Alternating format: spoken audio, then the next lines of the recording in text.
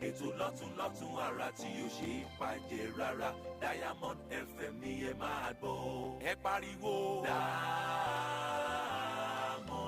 Diamond FM. Ẹ pariwo Diamond FM. Your one-step dial, Diamond FM, shining supreme. Looking for a reliable, up-to-date source of credible news at all time? Your shining supreme station is the answer. Stay tuned for the news on the hour by 1 p.m. every day on Diamond 88.7 FM Ilorin. Shining supreme.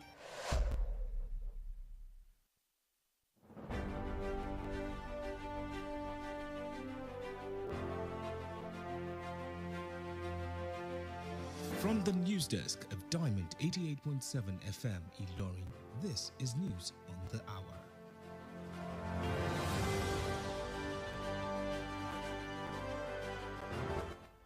In the headline, Senate President says the federal government will increase the minimum wage. Oyo State House of Assembly approves the appointment of 20 special advisors. On the foreign scene, police fire tear gas as protest resumes in Kenya. In business news, House of Representatives to probe the burning of vessel that was arrested with stolen crude oil. And in sports, London may replace Victoria as host of 2026 Commonwealth Games. Good afternoon and thank you for joining us for the news on the hour, reaching you on Diamond 88.7 FM in Lorry. I am Bisola Oduwole Suleiman. You can listen to us via our website www.diamondfm.net or watch us live on Facebook at Diamond 87 FM and YouTube Diamond FM Lorry.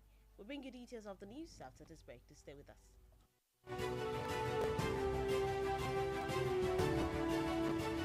We often think that mental health breakdowns sound like this. I'm emotionally stressed. I'm emotionally downcast. I am so confused of all about life. But in reality, they can sound like this. Don't make assumptions that people are okay just because they laugh and they smile. Everyone is going through something. Check on your friends and be kind to everyone else. This message is reaching you from Diamond 88.7 FM Ilorin.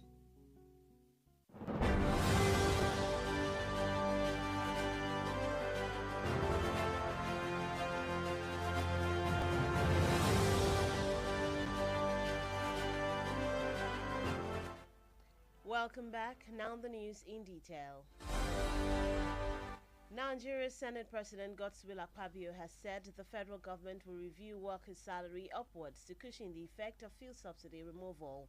Speaking while playing host to the Ekiti State Governor Abiodun Oyebanji and members of the parliament from the state in his office at the National Assembly, Akpabio assured Nigerians that the federal government was aware of the difficulties being faced as a result of the fuel subsidy removal.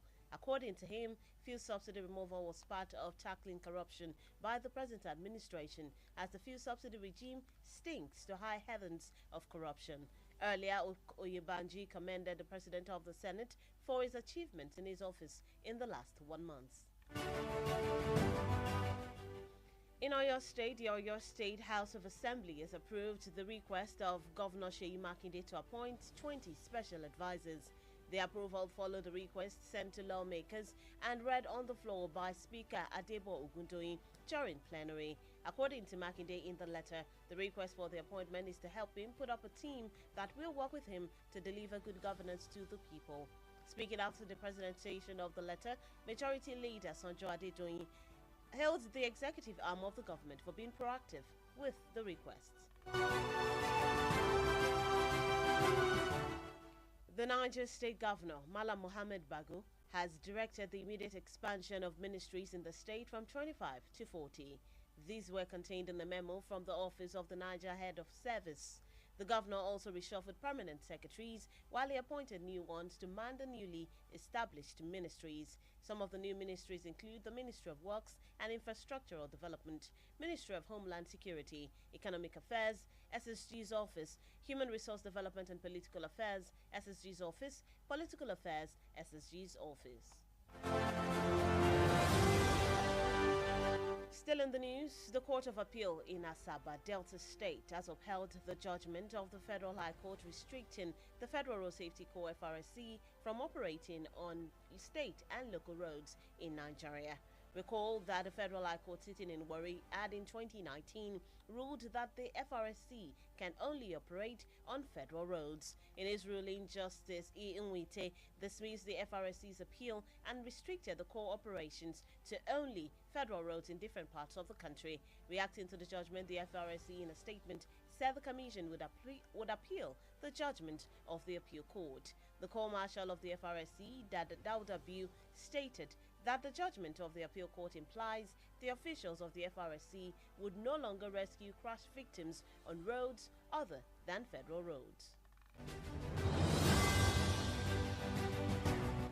And in Nasarawa State, Governor Abdullahi Sule of Nasarawa State has expressed concern over the influx of terrorists fleeing crisis areas of the Mango local government area of Plateau State.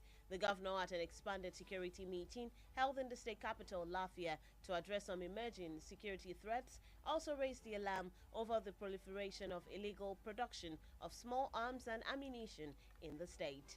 The meeting, which was attended by security chiefs, selected local government chairmen and traditional rulers, revealed intelligence reports that located the bandits around Mangar and Ambaka areas in Wamba local government areas and Lafia East development area. And that's it on the local scene. The news on the hour is reaching you from Diamond 88.7 FM Ilorin.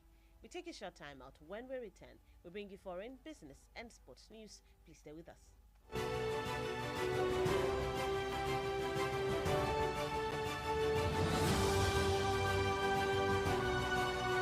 Follow us on social media, Facebook, Twitter, and Instagram at Diamond887FM. Diamond FM, shining supreme.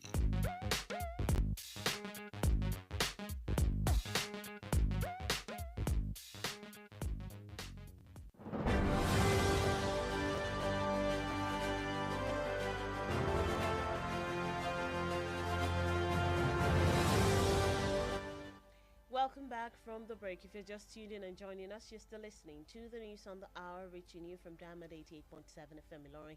Now we continue with the rest of the stories. Moving on to stories on the international scene, Kenyan authorities have deployed security officers in key towns amid a resumption of cost of living protests organized by the opposition.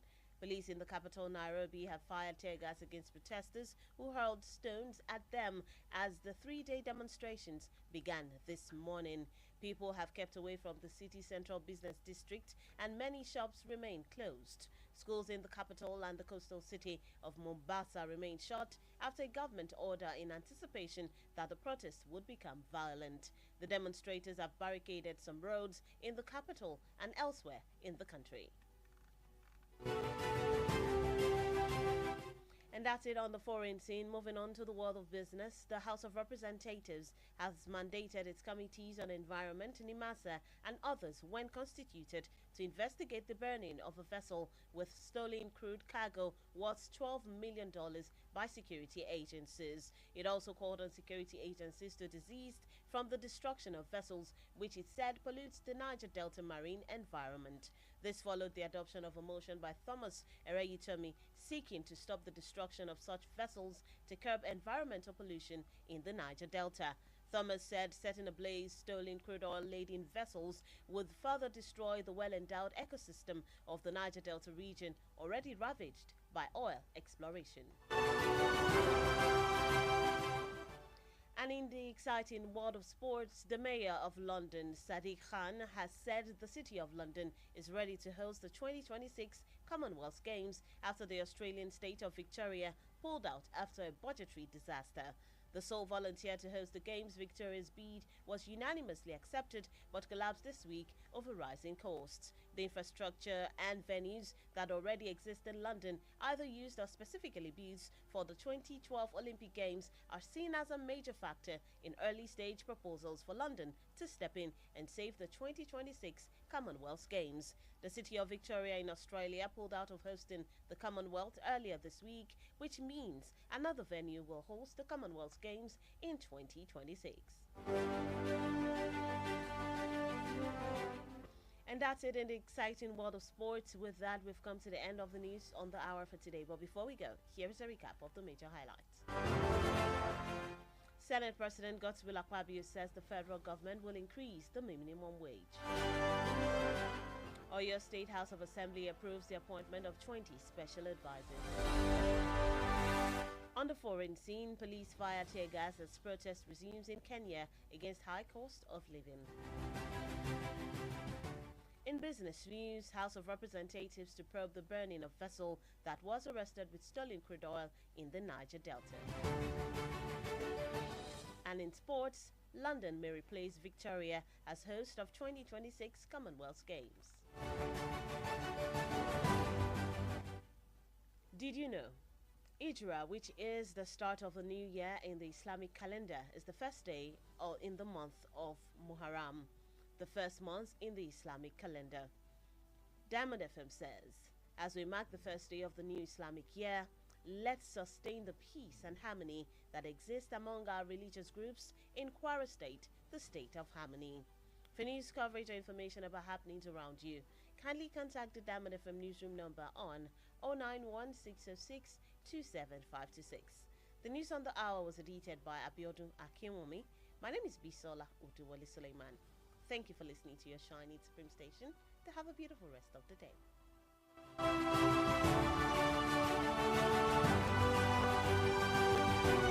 Diamond 88.7 FM is here to make sense out of your world through our balanced news coverage from the nooks and crannies of Nigeria and beyond. Journey with us through the news we tracked for you at this moment on your shining Supreme station. Orúkọ mi ni Yèyélúà Tóyìn Adégbọlá. Mo sì ti lé ní 50 ọdún láyé láàyè àtàyè ìdẹ̀ra. Ìgbòkègbodò mi pọ̀ gan nínú iṣẹ́ tí mo yàn láàyò gẹ́gẹ́ bí òṣèré orí ìtàgé. Kì í sì rẹ̀ mí, bẹ́ẹ̀ ni kì í sú mi. Àwọ̀ mi sì ń jí pépépé sí bí tọmọ tuntun lójoojúmọ́. Ẹ fẹ́ mọ̀dí abájọ. Monomin Plus atẹ́jẹ̀ṣe oògùn tó ń fi epo ẹja cod liver oil ṣẹjọ́ ẹ̀ food supplement ni. Èròjà ẹ peléke, ó ń tara ṣe, ó ń máradán, ó ń jẹ́ kọ́mọdé dàgbà dáadáa, ó sì ń jẹ́ kí àgbàlagbà máa ta kébékébé. Monomin Plus. Monomin Plus fún èròjà tó ń tún inú ara ṣe lẹ́yìn ìwádìí ìmọ̀ ìjìnlẹ̀. A tún fi èròjà cod liver oil epo ẹja sí i ló fi wá di oògùn méjì tá a papọ̀ sínú ẹyọ kan ṣoṣo. La fi ń pè é ní Monomin Plus. Iléeṣẹ́ Tuyi Pharmaceutical Industries Limited. Àwọn tó lórúkọ tó ṣe é gbẹ́kẹ̀lé níbi kápò oògùn òyìnbó ló ṣe é. Monomin Plus.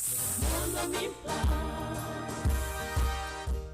Lọ́dún tá a wá yìí o, a máa ṣoríire. Ilé-iṣẹ́ wa lálùbáríkà tí pọ́ǹpì onílẹ̀ ìfọkànbalẹ̀ làwọn èèyàn ti ń ralẹ̀ torí pé ọ̀rẹ́ ará ìlú ni wá o. Òdodo ọ̀rọ̀ ni tí pọ́ǹpì concept onílẹ̀ ìfọkànbalẹ̀ sì ń pinrin ọdún fún gbogbo olóríire. Lọ́dún yìí ìwọ náà gbọ́dọ̀ ralẹ̀ o máa kọ́lé. Ilẹ̀ ríra ní ìrọ̀rùn gbà. Tẹ́ ẹ bá ti ra plọ̀tì ilẹ̀ wa kan tó wà lókè òyìn ní 500,000 naira péré. Ẹ ti láǹfààní láti gba ogún símẹ́ǹtì àpò 20 bags of cement lọ́fẹ̀ẹ́. Bákan náà nílé tó wà lóko olówó 450,000 naira péré ní plọ̀tì kan. Bẹ́ẹ̀ lẹ́ máa gba símẹ́ǹtì àpò mẹ́wàá 10 bags of cement lọ́fẹ̀ẹ́. Ilé kíkọ́ ti bẹ̀rẹ̀. Lábàǹkì ilẹ̀ wa tó wà lélẹ́mẹ̀rẹ̀. Ilẹ̀ tá a rẹ̀ rà pamọ́ fúnra wa tàbọ̀mọ́ tá a bí torí ọjọ́ iwájú sì ń ta o. 300,000 naira ní 500 square meter. 200,000 naira ní 300 square meter. Àwọn olóríire ti ń jàǹfààní yìí báyìí. Ó di Friday June 30 ọdún yìí kó tó parí. Ẹ tètè máa bọ̀ lọ́fíìsì tí pọ́ǹpì concept tó wà ní suite 8 legislative quarters along Yidi Road Ìlọrin telephone 08052888552. Tí pọ́ǹpì concept developer that cares. Látinú yàrá ìròyìn Diamond 88.7 FM Ìlọrin, ìròyìn ẹ̀kúnrẹ́rẹ́.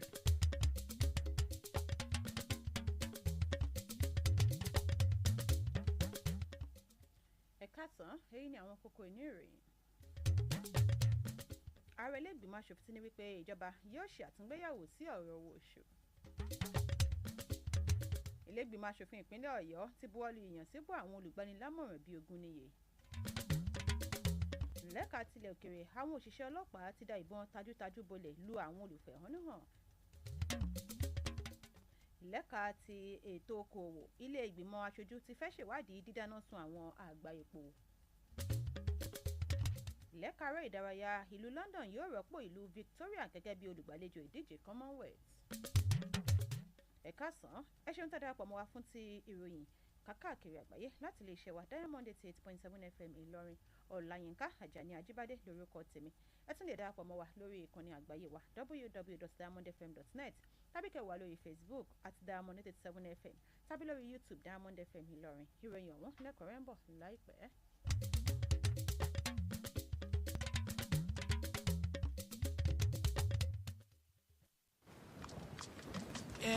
Ta ni mọ̀lá tó ti gbé ilẹ̀ yẹn lọ́dà sójú agbára.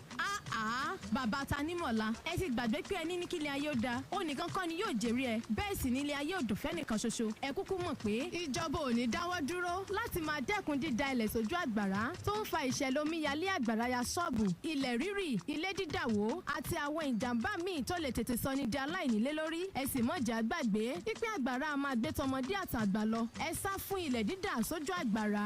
Ilẹ̀ dídà sójú àgbàrá kò dára káyé fọwọ́ ara wa ṣera wa. ọ̀rọ̀ ìmọ̀ràn yín wá láti iléeṣẹ́ Diamond 88.7 FM.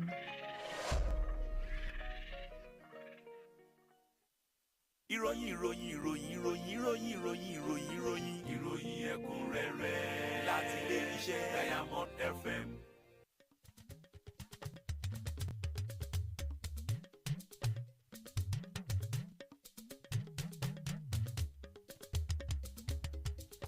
ẹ káàbọ̀ padà ìròyìn ọ̀hún rèé lẹ́kùnrẹ́rẹ́. ààrẹ ilé ìgbìmọ̀ asòfin Godswill Akpabio ti jẹ́ kó di mímọ̀ wípé ìjọba àpapọ̀ yóò ṣe àtúngbéyẹ̀wò sí owó oṣù àwọn òṣìṣẹ́ lọ́nà tí ìtura yóò fi lè wáyé lẹ́ka ìyọwó ìkúnpá orí epo.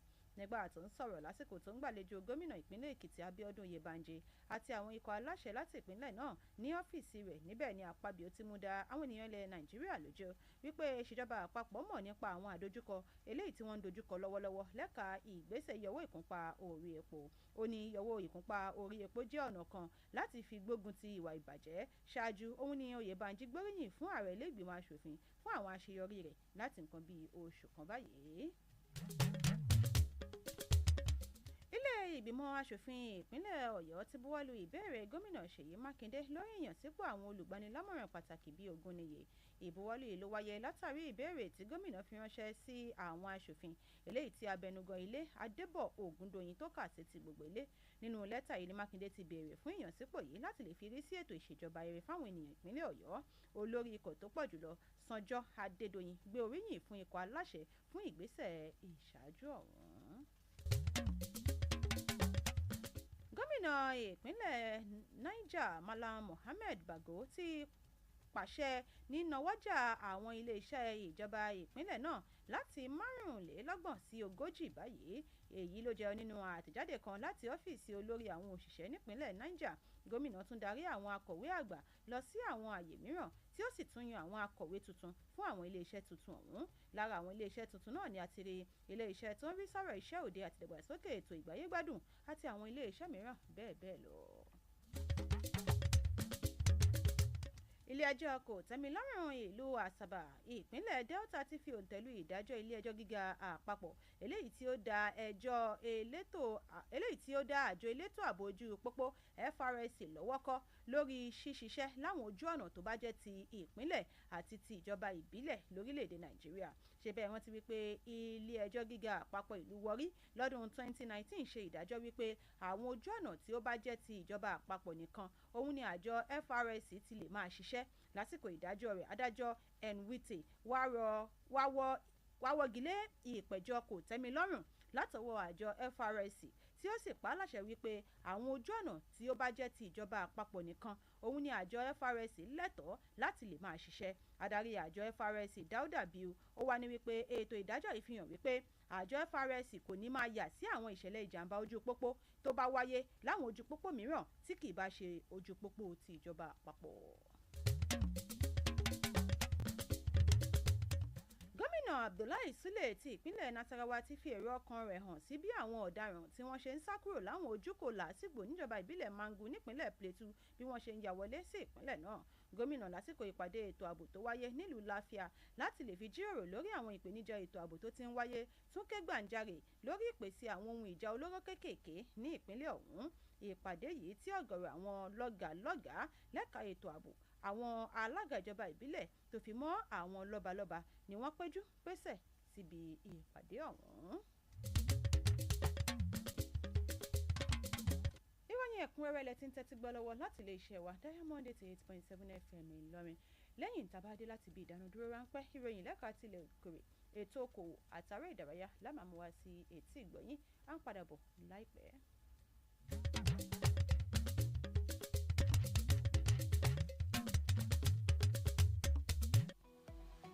ẹ darapọ̀ mọ́ wa ní ìtàkùn káyélujára wa ìtàkùn ìbádọ́rẹ̀ẹ́ Facebook ìtàkùn abẹ́yẹfò Twitter àti Instagram lórí Diamond 887 FM Diamond FM shining supreme. ìròyìn ẹ̀kúnrẹ́rẹ́ láti ilé iṣẹ́ Diamond FM.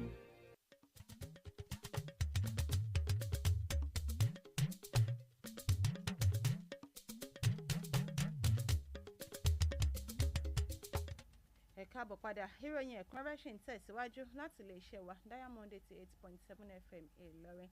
ìròyìn láti ilẹ̀ òkèèrè.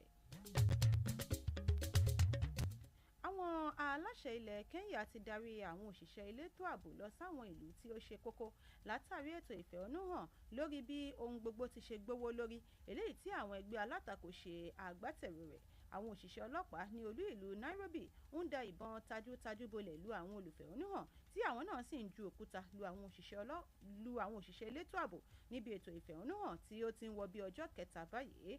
Àwọn ilé iṣẹ́, ilé ìtajà, ilé ìwé ni wọ́n wà ní títìpa ní kété tíjọba ti wòye wípé ètò ìfẹ̀hónúhàn ọ̀hún yóò dá rúgúdù sílẹ̀. Ìròyìn lẹ́ka ti ètò okòwò ilé-ìgbìmọ̀ aṣojú-ṣòfin ti pa láṣẹ fún ìgbìmọ̀ tó ń rí sí ètò àyíká ìyẹn NEMASA àti àwọn ìgbìmọ̀ mìíràn láti ṣèwádìí ẹ̀sùn dídáná sun àwọn àgbá epo eléyìí tí wọ́n fi ń jí epo wà pẹ̀lú epo tí iye owó rẹ̀ ń lọ bíi mílíọ̀nù $12 tó ń bẹ nínú wọn látọ̀dọ̀ àwọn àjọ elétò ààbò. Wọ́n tún wá ké sí àwọn àjọ elétò ààbò láti dẹ́kun bíba àwọn àgbá epo yìí jẹ́ eléyìí tí wọ́n ní ó ń ṣe àkóbá fún ètò àyíká agbègbè Niger Delta. Èyí ló wáyé lẹ́yìn àgbékalẹ̀ látọwọ́ Thomas Ereyitomi. Ìròyìn lẹ́kàárẹ̀ ìdárayá. Adarí ìlú London Sadiq Khan ti jẹ́ kó di mímọ̀ wípé ìlú London ti ṣetán láti jẹ́ olùgbàlejò ìdíje eré ìdárayá àjọ ọ̀rẹ́dẹgbẹ́ Commonwealth ti ọdún 2026 látàrí bí Victoria lórílẹ̀‐èdè Australia ti ṣe kọ̀ láti jẹ́ olùgbàlejò ìdíje ọ̀hún. Ìlú Victoria ni wọ́n fún ní ìyọ̀ǹda láti jẹ́ olùgbàlejò. Wọ́n wá ní wípé àwọn kò ní lè jẹ́ olùgbàlejò mọ́ látàrí ìṣòro owó, àwọn ohun amáyédẹrùn àti ibùdó tí wọ́n lò fún ìdíje Olympic lọ́dún 2012 wà lára àwọn ohun tí ó fi ọkàn ìlú London balẹ̀ láti jẹ́ olùgbàlejò ìdíje ààrẹ ìdárayá náà. Ṣáájú kí a tó máa dánu dúró nínú ìròyìn ẹ̀kúnrẹ́rẹ́ fún tọ̀sán tòní, ẹ tún gbọ́ àwọn kókó tó wà nínú ìròyìn náà lẹ́ẹ̀kan sí i. Ààrẹ ilé ìgbìmọ̀ aṣòfin ti ní wípé ìjọba yóò ṣe àtúngbéyẹ̀wò sọ̀rọ̀ owó oṣù. Ilé ìgbìmọ̀ aṣòfin ìpínlẹ̀ Ọ̀yọ́ ti buwọ́lu ìyànsípò àwọn olùgbanilámọ̀ràn bíi 20 níye. Àwọn òṣìṣẹ́ ọlọ́pàá ti da ìbọn tajútajú bolẹ̀ lu àwọn olùfẹ̀hónúhàn ní ilẹ̀ Kenya lẹ́ka ti ètò okòwò. Ilé ìgbìmọ̀ aṣojú ti fẹ́ ṣèwádìí dídáná sun àwọn àgbá epo. Lẹ́kàárẹ̀ ìdárayá, ìlú London yóò rọ́pò ìlú Victoria gẹ́gẹ́ bí olùgbàlejò ìdíje Commonwealth. Ǹjẹ́ o mọ̀ wípé ìjírá tí ó jẹ́ ìbẹ̀rẹ̀ ọdún tuntun nínú kàlẹ́ndà ẹ̀sìn Mùsùlùmí jẹ́ ọjọ́ kìíní nínú oṣù Muharram tí ń ṣe oṣù àkọ́kọ́ nínú kàlẹ́ndà ẹ̀sìn Islam. iléeṣẹ́ Diamond FM wá ń fi àsìkò yìí gbọ́ níyànjú wípé gẹ́gẹ́ bí a ti ṣe ń ṣe àyájọ́ ọdún tuntun ti ẹ̀sìn Islam ẹ jẹ́ kí a di òpó ìṣọ̀kan mú ṣinṣin àti ìbágbépọ̀ alálàáfíà láàrin gbogbo ẹ̀sìn gbogbo ní ìpínlẹ̀ Kwara. àìbá àmọ́ ilé ní èyíkéyìí ìròyìn tẹ́ fi tó yàrá ìròyìn iléeṣẹ́ wa Diamond 88.7 FM Ìlọrin létí ẹ lè pe yàrá ìròyìn wa sórí 091 60 62 7526. Abíọ́dún Akínwùmí lólóòtú ìròyìn yìí, Ọláyínká Ajani Ajibade ló ti lókà sí etí ìgbọ́yìn. ẹ ṣeun bí ẹ ti ṣe ń tẹ́tí gbọ́ wa níkànnì Diamond 88.7 FM Ìlọrin, your shining supreme. Ó dìgbà.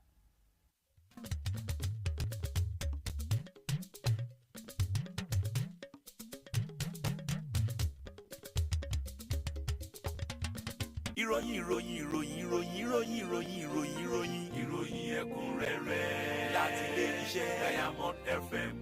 ẹ ǹlẹ́ o ẹ̀yin ẹlẹ́gbẹ́mẹgbẹ́ ẹgbẹ́ mi ti kọ́lé ńlá ó yẹ kémi náà ó ti kọ́ ẹgbẹ́ mi ti rọkọ̀ bọ̀gìnì ó yẹ kémi náà ó ti rà ẹgbẹ́ mi ti ṣègbéyàwó